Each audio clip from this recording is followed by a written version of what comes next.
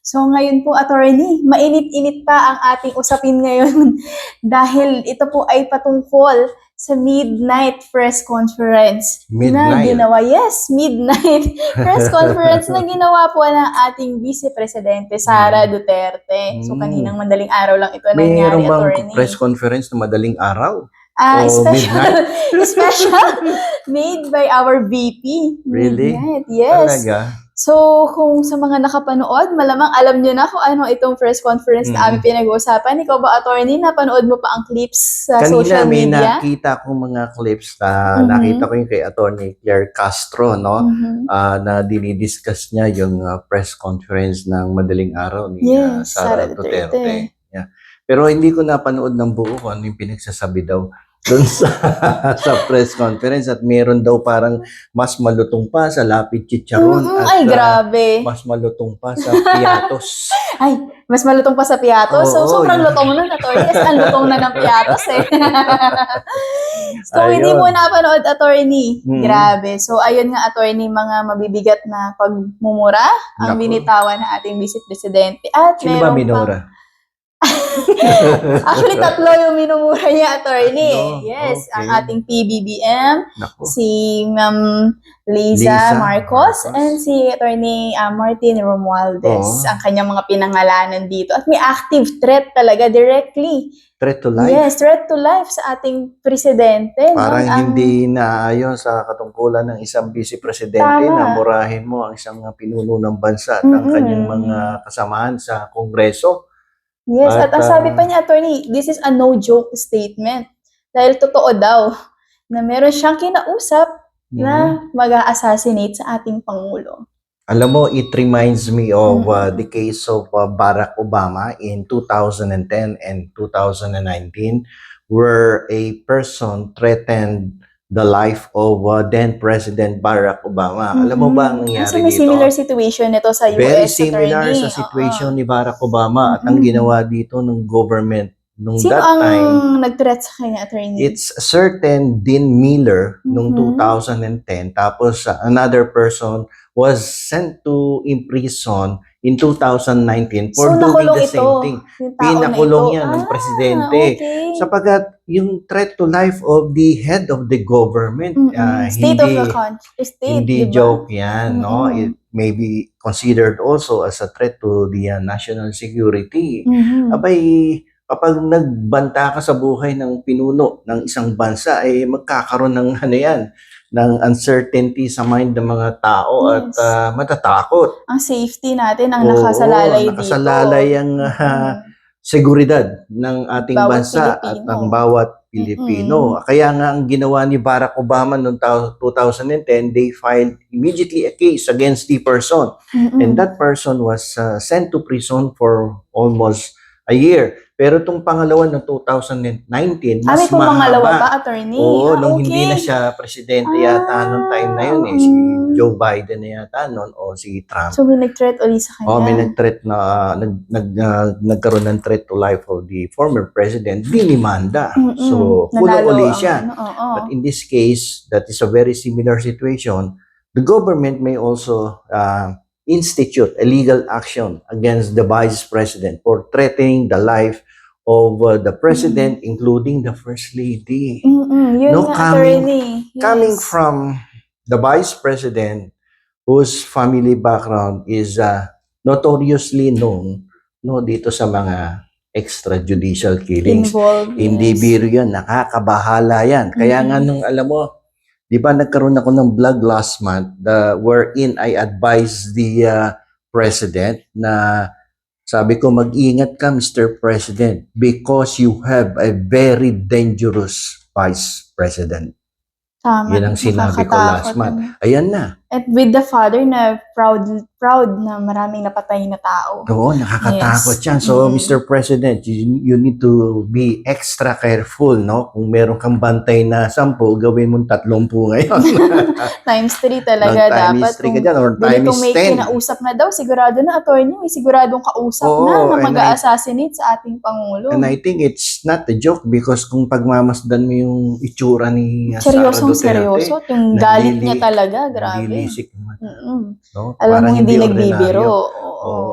At dapat yan, umaksyon ka kagad, Mr. President, dahil yan ay nakasalalay sa iyo ang kaligtasan ng buong bansa at yung buhay mo dapat ingatan mo rin. Oo. Yes. So, napakalaking clan pa naman ng mga Marcos, no? Oo, Maggawa na rin delikado sila yan. ng history sa ating bansa. Nagtataka nga ako bakit makupad kumuilis ng Kongreso sapagkat meron namang sufficient grounds to file an Ano bang batas impeachment ang complaint. matatamaan nito, attorney, sa ginawa ng ating Vice Presidente na to? Well, there is a particular provision in the revised penal code regarding the violation of that law regarding na pag ikaw ay nagbigay ng threat to life to another person, then that would be a violation of the revised penal code.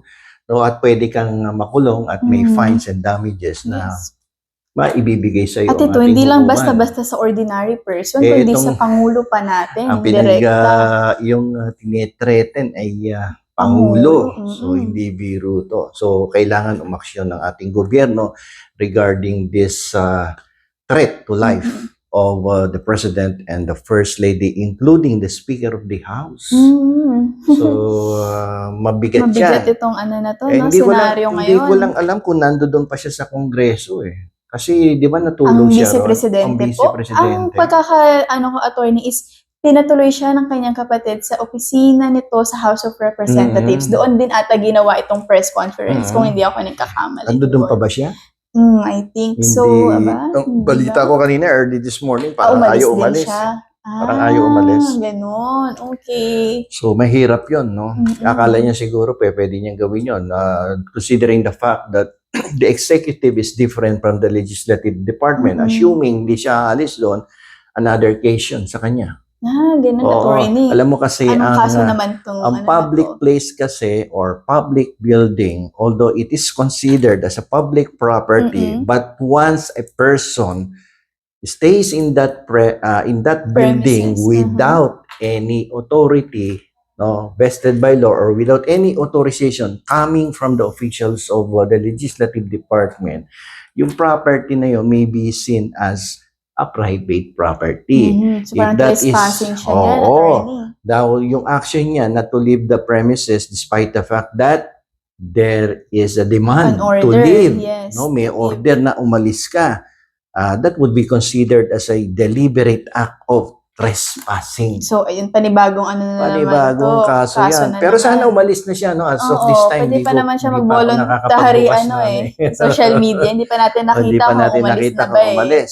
So, yun ang problema ng Vice President. Nagtataka lamang ako bakit siya nag-hysterical at nagsisisigaw. Parang medyo nakaka-bother na yung pinapakita niyang attitude that lately. Is not the behavior that we should see from the Akala ko incumbent natapos vice. na tayo, attorney, dun sa last vlog natin na ipapahukay yung katawan ng dating Pangulo Marcos.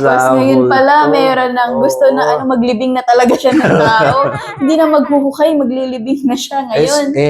Ano pa naman, the other day, I uploaded a video na kung saan I'm giving the Vice President na makipag-cooperate na sa Legislative Department, attend the investigation in aid of legislation para matapos na. Kasi alam mo kung wala ka namang ginagawang masama sa gobyerno, wala kang kinukupit, yung investigation na yan, you can complete the investigation in a few hours time. And then, oras lang, attorney, tapos na. Hindi aabot ng linggo o buwan. Kasi sabi mo sa akin, ako yung head of the agency, may budget akong 500 million. Tinanong ako ng mga miyembro ng committee ng House of Representatives, saan mo ginastos? Ito, mga may proof ka naman, may evidence ka. Annex A, hanggang Z yan. Tingnan ninyo, kahit 5, wala akong kinupit yan. That's how simple it is. Ngayon nga, hinahanap pa, attorney, si Mary Grace Piatos. Paano ba nating hahanapin yun si Mary Grace Piatos? Nasa mall siya. Nasa mall si Mary Grace. Meron sa podium, meron sa Mega Mall. Ang sarap ng cheese, niyan, attorney, cheese roll niyan. Madalas pa naman ako dyan. Tapos, si Mary Grace Piatos. Meron pa daw, yung si Kokoy Villamin ba yan? Kokoy Villamin. Mga fictitious name na nilagay doon sa attachment for them to have a withdrawal of funds from the office of the Vice President. Ibig sabihin, madaming falsification na ginawa dito. Allegedly, no? At, may another kaso yun, attorney, pag napatunayan na fake talaga itong mga sinabmit niya. Tambak na kaso yan. Mahirap i-enumerate ngayon dahil sangkatutak na possible cases that may be filed against the Vice President if it is going to be proven na talagang may kinuhang pondo na hindi naman ginastos sa dapat pinagkagastusan.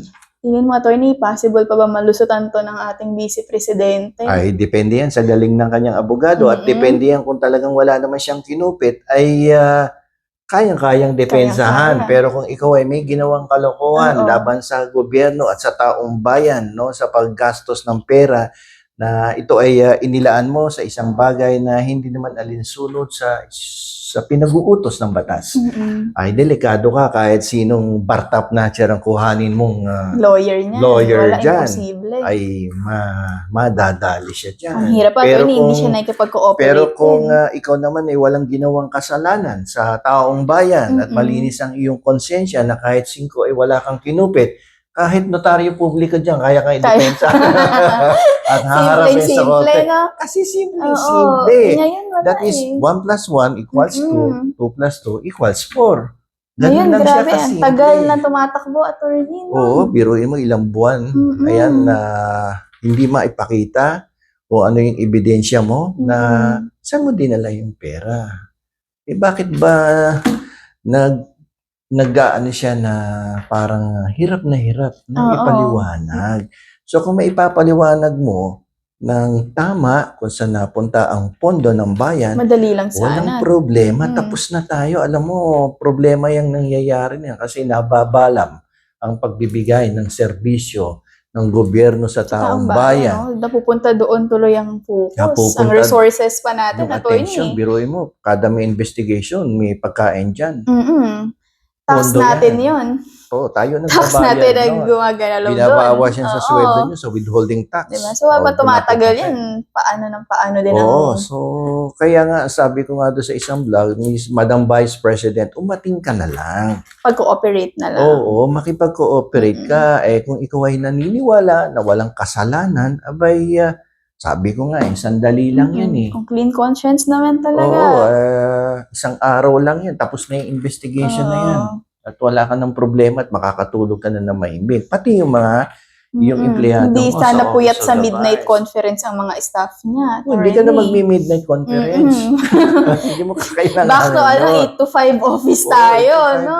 Office, Pero sa nangyayari niya, bakit ba ayaw niyo yung sabihin saan dinala ang pera? Di ba? Parang sa ano lang naman yan eh. Pag yung mga bata tayo, di ba, bibigyan ka ng baon ng nanay mo. Sabihin, so ito baon mo, 50 pesos.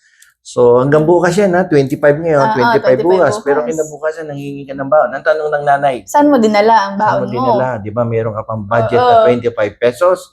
O, pag hindi mo maipaliwanag, ano gagawin nanay mo? Tumalikod ka dyan, papaluin kita sa puwet. At wala, hindi ka talaga mabibigyan ng panibagong pera noon. Maglakad ka, hindi ka imposible na talaga. Mga nanay noon, grabe. Parang ganun lang kasimple. By way of analogy, you can compare it with the relationship of the mother and the child going to the school. Ginastos yung baon for 1 week. Unless nga, winaldas talaga, attorney. Oo, ay kung pinantaya niya sa Caracruz, patay. Ayun. Ganun lang yung kasimple. So, nakakabahala ang kinikilos na ating Vice President at gusto man nating unawain ang kanyang kasalukuyang mental na kondisyon, bakit siya nagkakaganyan. Ano kaya ang pinagdadaanan ni Vice? Yes. At sana rin makonsider niya na mag-seek ng professional help, attorney. Kasi marami na rin naman talaga nakakapansin. Kahit yung ating mga professional doctors at psychiatrists, sinasabi nila na parang may mali na talaga sa behavior. Ang lutong eh. Yun din. Alam nyo, bawal kumain ng chicharon eh. Yung malutong. Nakaka-high blood dun. Sana nga hindi niya sinabayan attorney ng matatabang pagkain itong galit niya, no? Dahil mahirap na, nako. Kidding aside, it should not be the attitude of the incumbent Vice President. Kasi being the second highest masisira ang inyong reputasyon at masisira ang pagkakakilala sa inyo ng mga mamamayan, lalong-lalo na yung ating mga kabataan na nakikita kang nagmumura in public.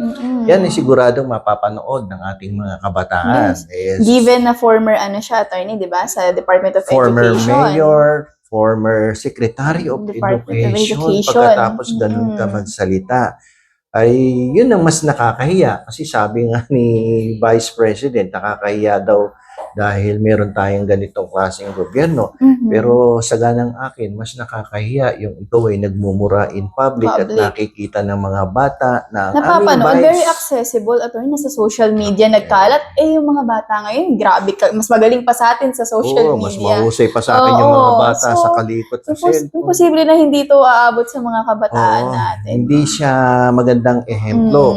Kasi dapat being the Vice President who is facing several allegations and accusations of corruption in the government. Dapat si Vice ay humaharap sa taong bayan, yung press conference na yun, imbis na magmura ka dyan, you need to tell the people that you did not commit any form of corruption, and then you need to promote the culture of accountability and the culture of transparency. And then you need to set an example to the people. Yung leadership by example should be given emphasis in this kind of situation.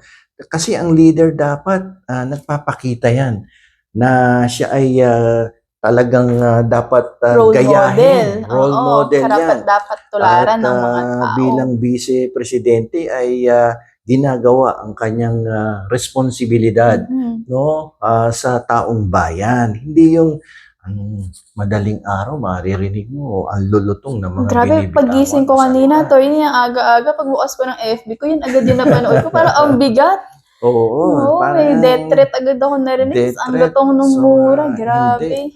Hindi dapat ganon. Ngayon, kung sinasabi niya, hindi nila naiintindihan kung paano prinoseso yung mga voucher, disbursement documents, tungkol dun sa almost 700 million pesos na pondong nawawala dun sa confidential funds. By being the head of the agency, you have the obligation to explain. At siyempre, ako galing ako the government, sa government. Talaga, attorney? I spent half of my career in the government. So medyo familiar na kayo dito, familiar ako doon sa ganyan, mga preparation ng vouchers, preparation ng mga reimbursement documents, disbursement. So dumadaan niya sa head of the agency. Medyo kinakalikot din yan ng head. Ano kaya nangyari ito, yung attorney? assistant, dino-double check niya yan. So hindi ba ito dumaan sa double checking, cross-checking ng mga agencies? Napaka-imposible na hindi mo alam na si Mary Grace Piatos at si Kokoy Villamin at si Jack and Jill went up the hill. Hindi mo alam.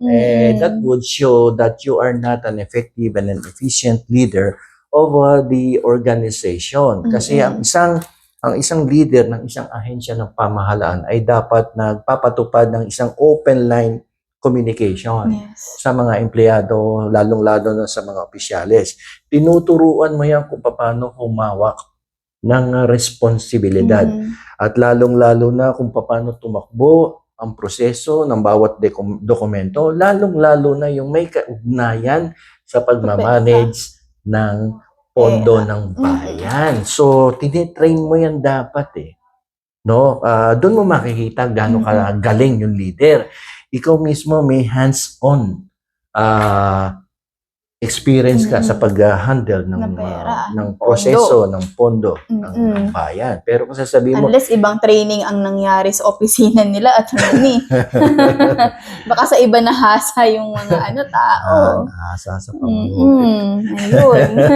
Doon lang tayo mahirapan yan. So, nakakabahala ang nagiging sitwasyon ng ating bayan. Tapos, yung iba pa, kung mag-conduct ng interview, parang sinusulsulan po tuloy yung vice presidente. Kaya nagagalit tuloy yung vice presidente. Pero tinitrigger din, no? Tinitrigger nila. So, sa akin, napansin ko dito over the past few days, yung mga interview ginawa kay Vice President, usually napansin ko mga vloggers ang sa kanya nagko-conduct ng interview. Ganun? So, mga vloggers to, attorney? Oo. Yung mga kakampi niyang vloggers. Kaya lang, kakampi or hindi, sa akin, ang payo ko lamang sa mga vloggers, you should have this responsible na maging vlogger kayo. Hindi lang pagka-cloud chase. Cloud chasing ang ginagawa kasi, attorney. Kung meron tayong tinatawag na responsible journalism, meron din tayo sa responsible vlogging. So, dapat ino-observe niyo yun. So, kasi ang layo rin ang nararating ngayon ng mga vlog, attorney.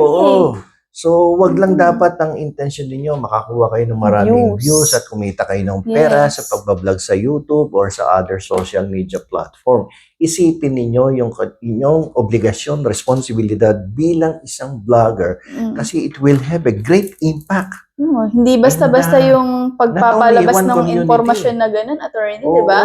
So, ilalabas mo bigla sa taong bayan. Alam mo naman, piko na yung vice president. Pagkatapos tatanungin mo ng kumbaga sa sunog, nasusunog na yung bahay, binuhusan mo ng gasolina.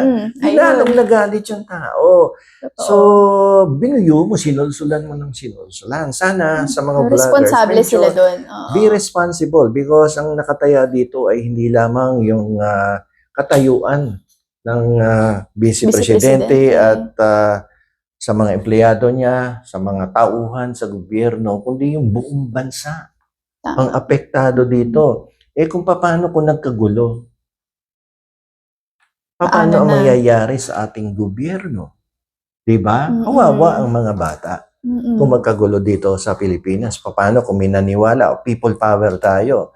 Of which I think may bumuo ng mga grupo-grupo. Yung mga terrorism na yan. Terrorism. Act of terrorism. So, may mag-carry out, may mag-start lang isa dyan, attorney, di ba? Gulo, naghagis ng granada. Ayan na. Nakakatakot siyang ganyan. Tapos ibibintang sa ganito kasi may banta sa buhay ni Presidente. Siya na pinagbintangan. May mga dami tayong mga loyalists dyan. Di mo alam kanino na kanino nakadikit. Mahirap yun. So, we need to be very responsible in the issuance of the statement. Both doon sa mga vloggers and also with the Vice President. So, kung ako kay Vice, talagang cooperation na lang sa ating legislative department. Sabihin mo kung ano yung nasa loob mo, doon ka sumigaw sa loob ng committee. Tama. At hindi ka naman papatulan ng ng House of Representatives kung magsisigaw ka doon sa kanilang committee, sa kwarto. Sapagkat sila naman ay nire-respeto ang iyong posisyon bilang Vice Presidente. At hindi ka naman bubulyawan doon. Pagagalang naman ng mga kongresista. Vice President. Vice President pa rin siya kahit ano pa rin yung attorney. So, cooperation is the best way for her na magkaroon ng smooth flow yung investigation about the confidential funds. Pero ano sa palagi mo, saan napunta yung confidential funds? Alam mo, attorney, ako rin yan din ang iniisip ko Grabe, parang hindi ko kayang umubos ng ganong kalaking pera sa ilang araw lang. 11 days. Oo, hindi ko alam. Baka nilibing lang yan sa lupa, attorney, sa tingin mo? Ako, ang duda ko dyan, allegedly, meron nga daw kinuha. No? Pero tayo, ako bilang abogado, ikaw din nakakasama ko sa trabaho. Ako, kung sakasakali mang may katotohanan, kapalagay ko hindi i-deposito sa bangko yun. Ganun. Kasi nagkaroon na ng usapin tungkol sa deposit sa BPI, yung binabanggit ni Senator Sonny Trillanes. Na-question na doon. Na-question na So, hindi na to sa bangko, wala na sa bangko to. Nasa kahadero yan. Ayun nga, baka nga nakatago lang yan, attorney, dito. So definitely walang. Kasi magkakaroon ng paper trail hindi matitrace tong ano deposit na to. with the bank, paano kung naghudas doon sa bangko na isang bank teller, dito diniposito 700 million.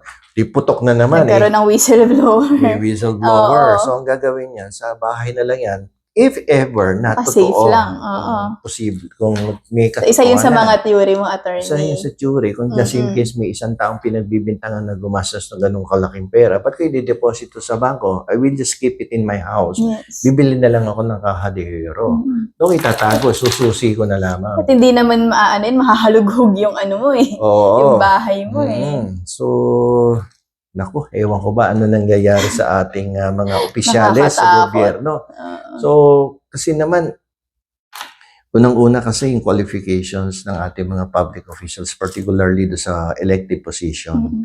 So, dapat medyo hinihigpitan ng qualifications. Alam mo, attorney, mas mahirap pa nga daw mag-apply sa sa mga fast food chain kaysa tumakbo kang politiko Yung mga fast food chain, yung iba nag-require na 4 years graduate, ganito. NBI. Oo, may NBI clearance siya. Tapos kung ano-anong binabayaran natin na clearances. Parang wala pa naman sa ngayon, attorney, di ba? Puro general, lang talaga. Puro yung x-ray, yung 5, yung check-up sa utak. Hindi pa siya kasama sa ngayon, attorney. Dapat i-require siguro dapat may test na rin sa ganun, May no? mental Oo. test. Kung Dapat klaro pa ba yung Oo, natin, kasi- mental clarity. Kasi you will be managing a very huge organization that involves the lives of hundreds of millions of people. Yes. So, siguro kailangan lang na taasan yung standards of qualifications of the people who will work in the government.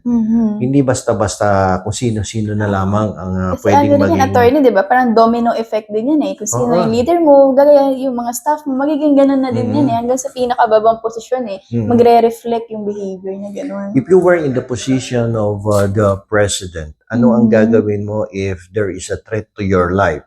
What is the first step that you need to do?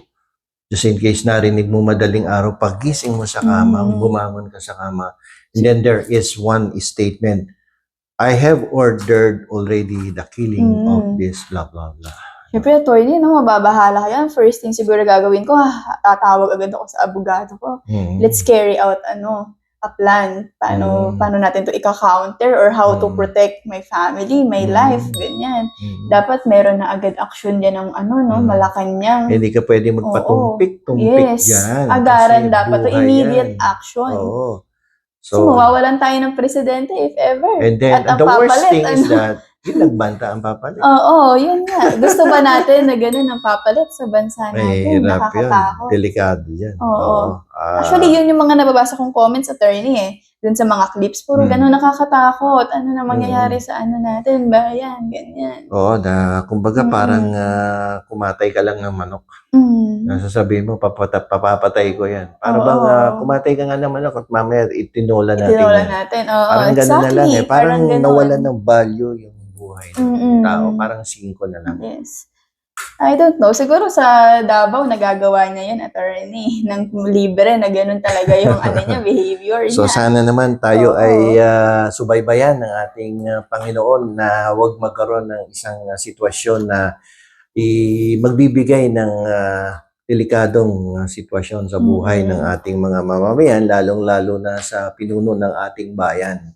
No? Kailangan magkaroon kagad ng immediate resolution tong problema na to, lalong-lalo na doon sa banta sa buhay ng ating presidente.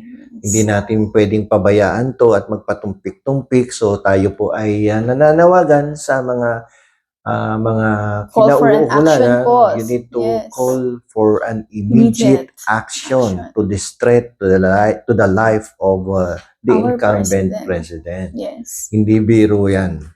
Okay?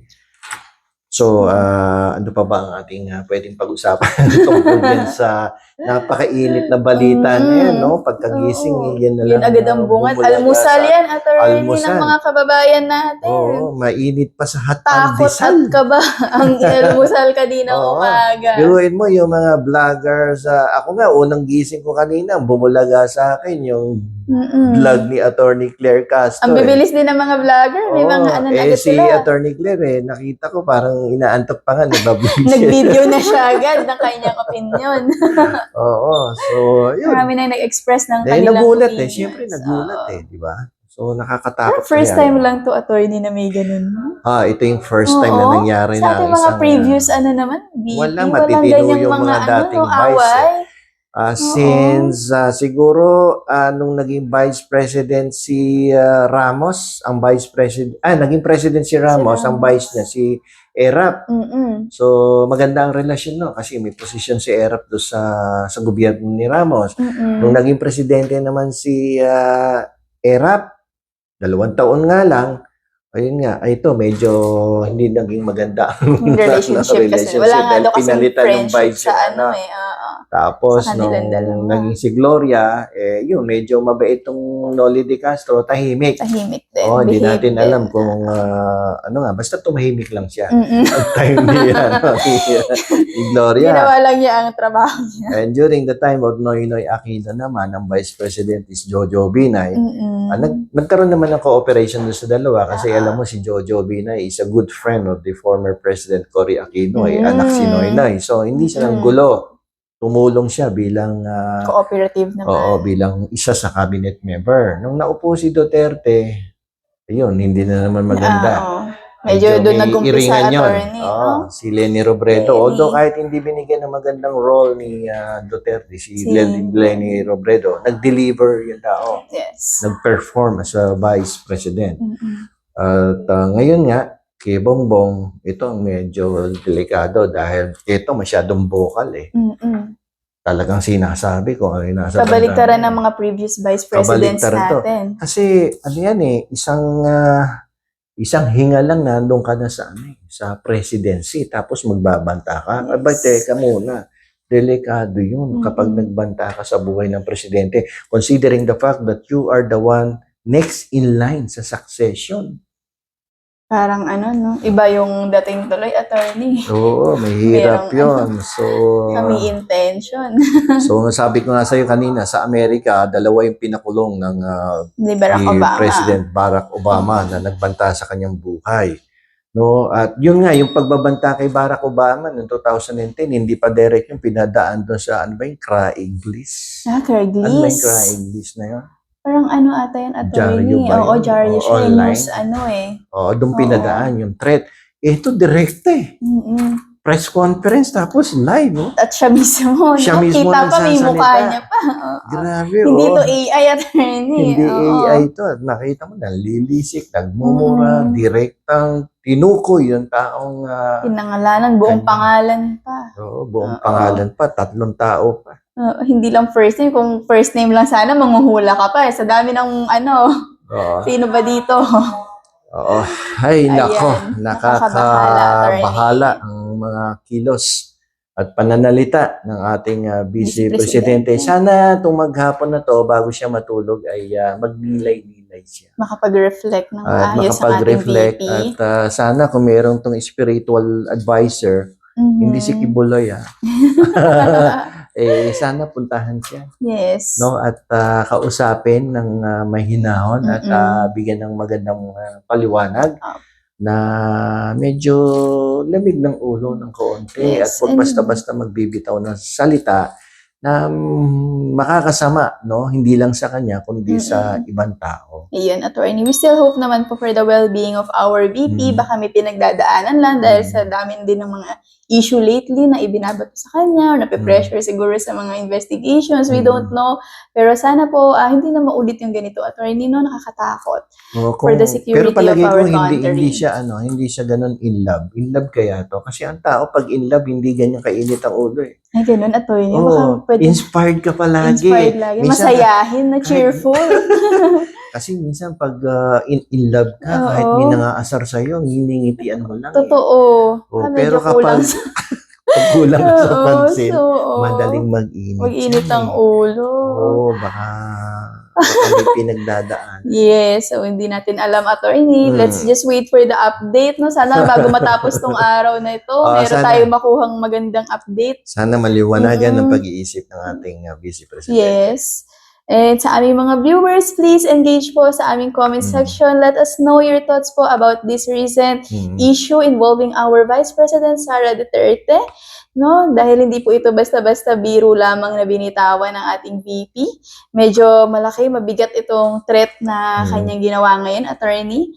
And ayun po, no? Let's engage through our comment section. Don't forget to follow, like, and subscribe to our YouTube channel. Okay, so hanggang dito na lamang po, hanggang sa susunod na episode.